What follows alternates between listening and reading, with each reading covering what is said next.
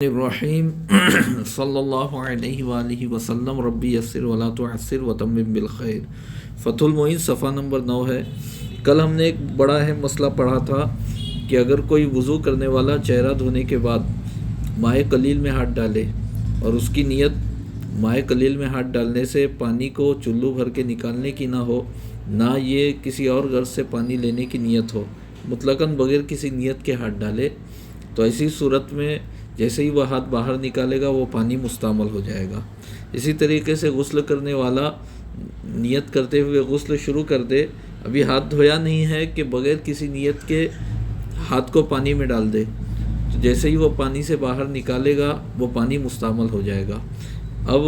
ان دونوں صورتوں میں، یعنی وضو کرنے والے کی صورت ہو یا غسل کرنے والے کی صورت ہو، دونوں صورتوں میں جو پانی ہاتھ میں ہے اس کے کف دست میں ہے، یعنی اس کی راحت میں، جس کو ہم اردو میں ہتھیلی کہتے ہیں، یعنی اس کے پنجے کے اندرونی حصے میں جو پانی ہے اس کا کیا حکم ہے؟ تو ظاہر ہے کہ وہ پانی مستعمل نہیں ہے، کیونکہ وہ ابھی عضو سے جدا نہیں ہوا ہے۔ تو پھر اس کے لیے جائز ہے کہ اپنے اس ہتھیلی کے پانی کو ہاتھ کی کلائی پر بہائے،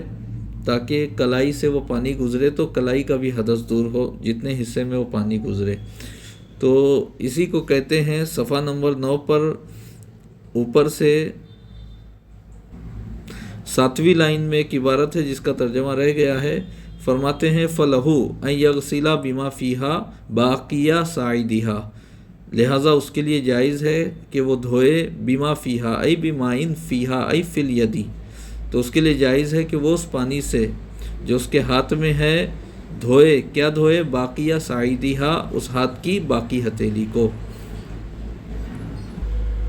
کل ہم نے پڑھا تھا بخلیط طاہر غنی عنہ، یعنی وہ پانی جو مطلق ہے وہ متغیر نہ ہو، ایسے پاک خلط ملط ہونے والی شے سے، غنی الماء عنہ، جس سے پانی بے نیاز ہو۔ کن چیزوں سے پانی بے نیاز ہے؟ کزعفرانہ و سندلہ، جیسے کہ زعفران اور سندل، و ثمری شجر نبت قرب الماء، اور ایسے درخت کا پھل جو درخت پانی کے قریب اگا ہے۔ پانی کے قریب یا پانی میں اگنے والے درخت کا پھل اگر وہ پانی میں گر جائے اور وہ ریزہ ریزہ ہو جائے، بکھر جائے پانی میں، اور پانی میں اس کے اجزاء خلط ملط ہو جائیں، تو یہ معاف نہیں ہے۔ جب تک پھل کے اجزاء پانی میں منفصل ہو کر خلط ملط نہیں ہوئے تب تک کہ وہ مجاور کے حکم میں ہیں، مگر جب پھل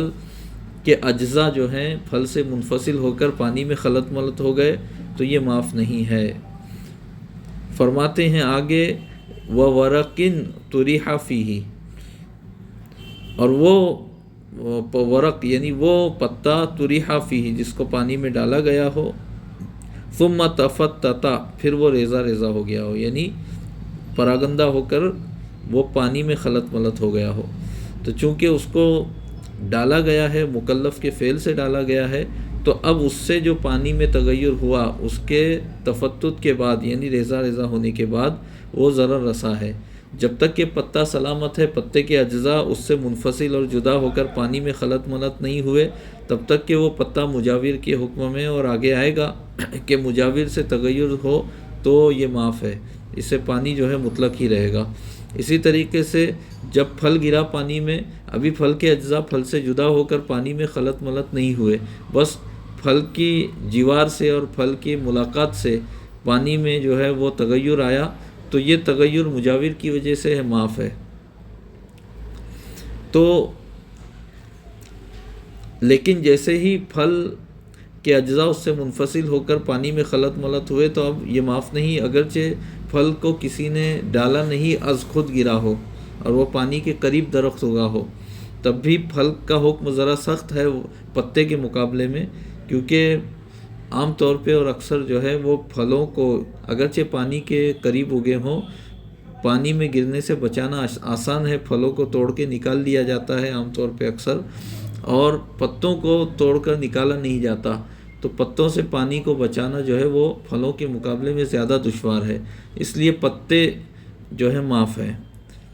لیکن وہ پتا جس کو کوئی مکلف جان بوجھ کر توڑ کے پانی میں ڈالے اور پانی میں گرنے کے بعد وہ پتا پراگندہ ہو جائے، اس کے اجزاء جو ہے وہ پتے سے ٹوٹ کر الگ ہو جائیں اور پانی میں جو ہے خلط ملط ہو جائیں، تو چونکہ ایک مکلف کے فعل سے یہ معاملہ ہوا ہے، اس لیے وہ معاف نہیں ہے، پانی جو ہے وہ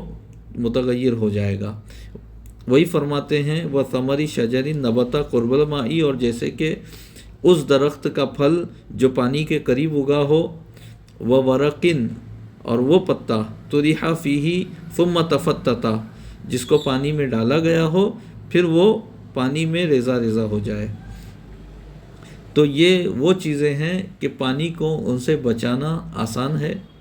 پانی ان سے بے نیاز ہے، لہٰذا ان کی وجہ سے جو تغیر ہو یہ معاف نہیں ہے۔ آگے فرماتے ہیں لا ترابن، یعنی اوپر کیا کہا بخلیطن طاہرن غنی عنہ کہا، تو کہہ رہے ہیں لا ترابن، یعنی ای لا ان کانت تغیروا بترابن، یعنی اگر تغیر مٹی کی وجہ سے ہو تو یہ ضرر رسا نہیں ہے، پانی مطلق ہی رہے گا۔ وملح مائن، اور پانی کے نمک سے، مٹی یا پانی کے نمک سے اگر تغیر ہو تو وہ جو ہے ضرر رسا نہیں ہے۔ وَإِن تُرِحَ فِيهِ، اگرچہ مٹی اور پانی کے نمک کو ڈالا گیا ہو پانی میں پھر تغیر ہوا ہو تب بھی یہ ضرر رسا نہیں ہے، کیونکہ مٹی اور پانی طہوریت میں مشترک ہیں،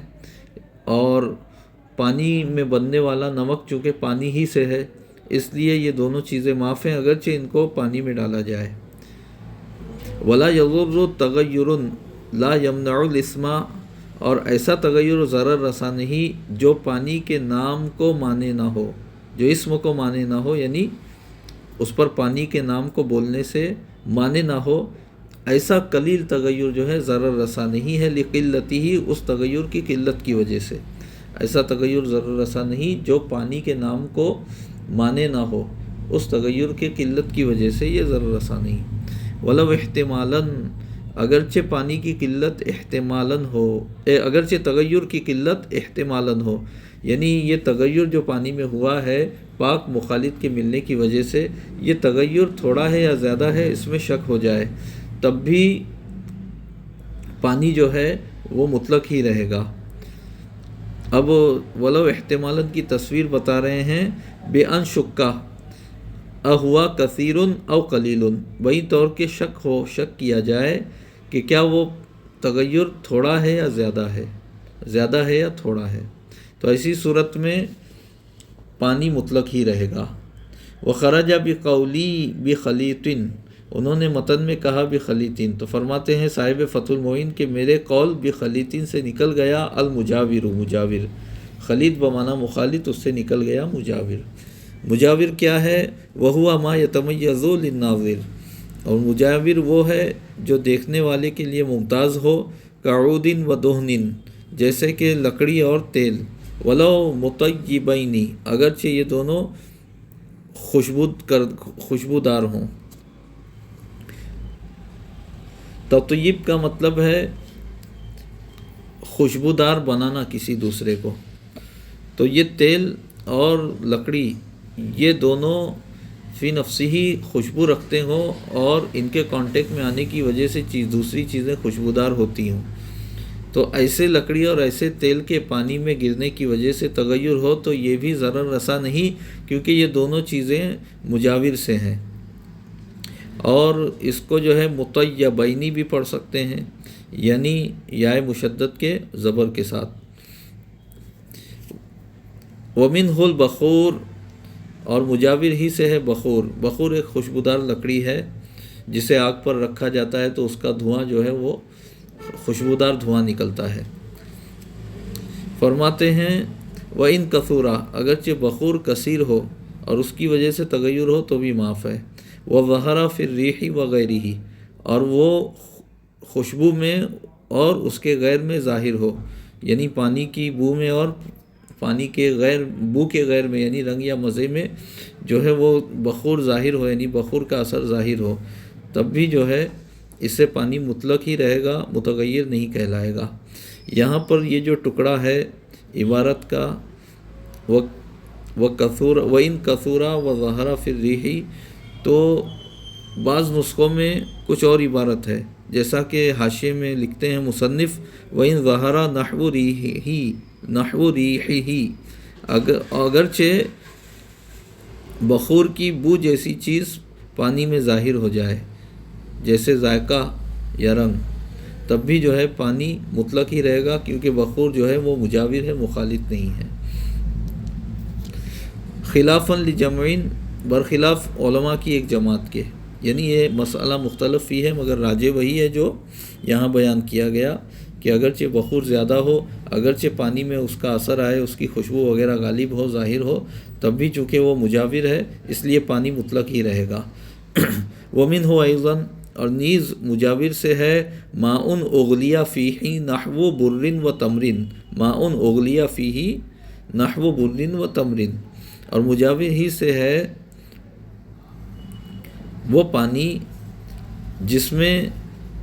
گیہوں اور خشک کھجور جیسی چیز کو ابالا جائے۔ شارح کہتے ہیں، یعنی محشی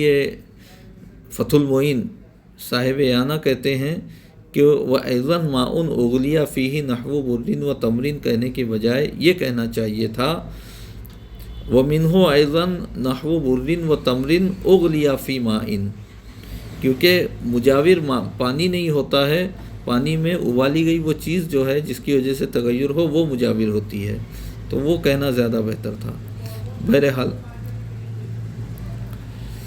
میں یہاں لفظی ترجمہ کرتا ہوں، اور مجاور ہی سے ہے وہ پانی جس میں گیہوں یا خشک کھجور جیسے کو ابالا جائے۔ حیث لم یعلم انفصال عین مخالطۃ فیہ، جبکہ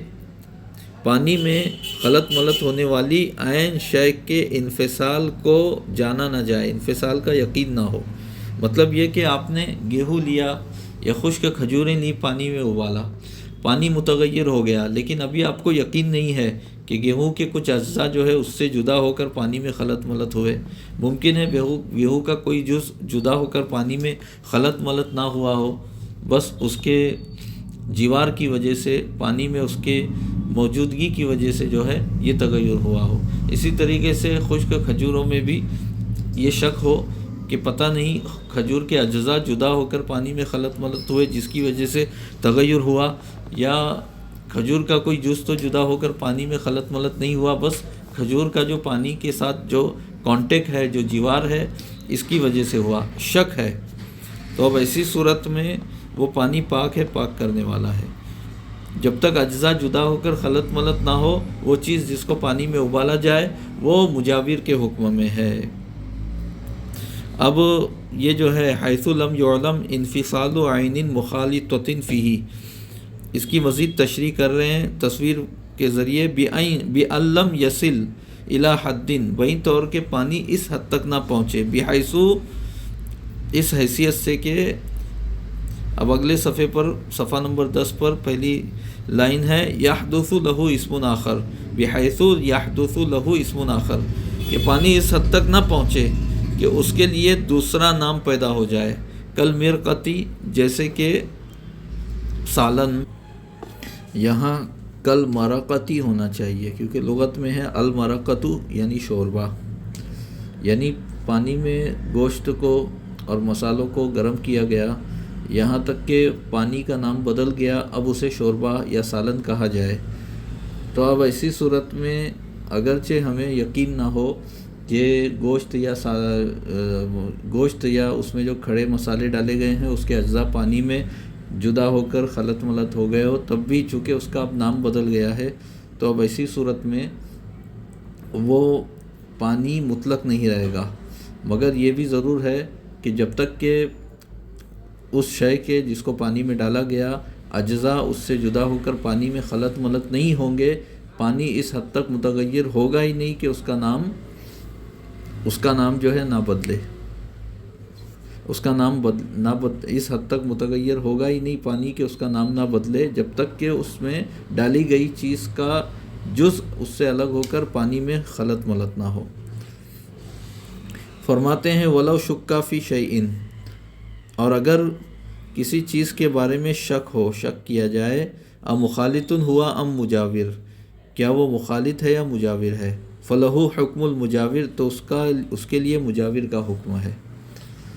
شک کی صورت میں مجاور کا حکم ہے، یعنی پانی مطلق ہی رہے گا۔ وَبِقَوْلِي غَنِيَ عَنْهُ، یہ وَخَرَجَ بِقَوْلِي بِخَلِيطٍ اسی پر عطف ہے یہ۔ وَبِقَوْلِي غَنِيَ عَنْهُ، اور نکل گیا میرے قول غنی عنہ سے، ما وہ چیز، وہ خلیط، وہ مخالط، لا یستغنی عنہ پانی جس سے بے نیاز نہیں ہے، یعنی جس سے پانی کو بچانا دشوار ہے، متعذر ہے۔ کما فی مقرہ و ممرہ، جیسا کہ وہ خلیط، کما ما سے مراد وہ خلیط، فی مقرہ و ممرہ جو پانی کے مقر یعنی جائے قرار میں، وہ ممر اور جائے قرار اور گزرگاہ میں ہو، ٹھہرنے کی جگہ اور گزرنے کی جگہ میں ہو، اس کے راستے میں اور اس کے ٹھہرنے کی جگہ میں ہو وہ چیز۔ یہ مالا یستغنی عنہ کی مثال ہے کہ پانی جس سے بے نیاز نہ ہو، جیسا کہ وہ خلیط جو پانی کی ٹھہرنے کی جگہ اور گزرنے کی جگہ میں ہو۔ من نحو طین و تحلب مفتت، جیسے کہ مٹی اور وہ کائی مفتت جو پراگندہ ہو، یعنی جس کے اجزاء جو ہے ریزہ ریزہ ہو گئے ہوں اور پانی میں حل ہو گئے ہوں، جس کی وجہ سے پانی ہرا ہو جاتا ہے۔ وہ کبریتن اور گندھک، تو یہ ساری چیزیں، ان سے پانی کو بچانا دشوار ہے، تو اگرچہ یہ خلیط ہو مگر ان سے جو تغیر ہو یہ معاف ہے، پانی مطلق ہی رہے گا۔ وقت تغیری بطول المکث، اور اسی طرح طول مکث کی وجہ سے تغیر، المکث یعنی ٹھہرنا، مکث یمکث باب نصرہ سے ہے، طول مکث یعنی لمبی مدت تک ٹھہرنے کی وجہ سے جو تغیر ہوتا ہے، کسی ایک جگہ پانی کے لمبی مدت تک ٹھہرنے کی وجہ سے جو پانی میں تغیر ہو وہ بھی جو ہے معاف ہے، کیونکہ اس تغیر سے بھی پانی کو بچانا یہ متعذر ہے، دشوار ہے۔ او باوراق متناثرۃ بنفسھا، یا ان پتوں کی ذریعے جو از خود، بنفسھا یعنی از خود جھڑنے والے ہوں، تناثر یعنی جھڑنا، ایسے پتے جو از خود جھڑے ہوں جن کو پانی میں کسی مکلف نے نہیں ڈالا، تو اب ایسی صورت میں ان پتوں کی وجہ سے اگر پانی میں تغیر ہو، بعد اس کے کہ وہ پتے پانی میں ریزہ ریزہ ہوں، اس کے اجزاء الگ ہو کر پانی میں حل ہو گئے ہوں، تب بھی یہ تغیر ضرر رسا نہیں۔ اور باوراق متناثرۃ بنفسھا، یا ان پتوں کی وجہ سے جو از خود جھڑے ہوں، وَإِن تَفَتَّتَتْ اگرچہ وہ ریزہ ریزہ ہو گئے ہوں اور خلط ملط ہو گئے ہوں، وَبَعُدَتِ الشَّجَرَةُ عَنِ الْمَاءِ اور اگرچہ وہ درخت پانی سے دور ہو، درخت پانی سے دور ہے اور پتے از خود جو ہے درخت سے جھڑ کر ہوا سے اڑ کے پانی میں گرے ہوں اور وہ ریزہ ریزہ ہو گئے ہوں اور پانی میں خلط ملط ہو گئے ہوں، تب بھی یہ تغیر ضرر رسا نہیں ہے۔ وصلی اللہ علی سیدنا محمد وآلہ وصحبہ اجمعین والحمد للہ رب العالمین۔